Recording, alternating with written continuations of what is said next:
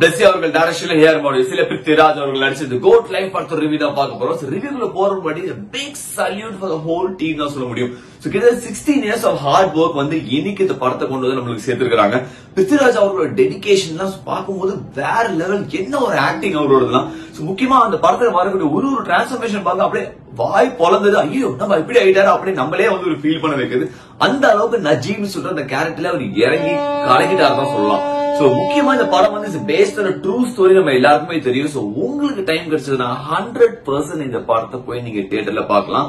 இது மாதிரியே ஒரு செவ்வாய் வாயிட்டு ஒரு மனுஷன் வர முடியுமா அப்படின்னு வந்து நம்மள தோண வச்சிடும். எப்பா எப்படியாவது இவரு மனுஷனை காப்பாத்தி விட்டுருப்பான்னு சொல்ற அளவுக்கு நம்மள வந்து ஃபீல் பண்ண வச்சிருது படம். மறக்காம இந்த படத்தை போய் நீங்க தியேட்டர்ல பார்க்கலாம். படத்துல ஃபர்ஸ்ட் ஹாஃப் வந்து என்னதான் வந்து கொஞ்சம் ஸ்லோவா இருந்தாலும், நஜீபோட கேரக்டர் கொஞ்சம் எக்ஸ்பிளைன் பண்ண டைம் எடுத்தாலும், அமலா பால், பிருத்திராஜ் இருக்கிற கொஞ்சம் ரொமான்ஸ் சீன் எல்லாம் காமிச்சிட்டு பாடல இருந்தாலும், படத்துல ஒரு 20 மினிட்ஸ் பிஃபோர் த பிரேக் அந்த இன்ட்ரோ 20 மினிட்ஸ்ல ஆரம்பிச்சு படம் முடிகிற வரைக்கும் எப்படி இந்த படத்தை எடுத்தீங்க அப்படிதான் நம்மளுக்கு தோணும். அந்த அளவுக்கு இந்த படத்தை வந்து அவ்வளவு டெப்தா எடுத்துட்டு போயிட்டு காமிச்சிருப்பாங்க.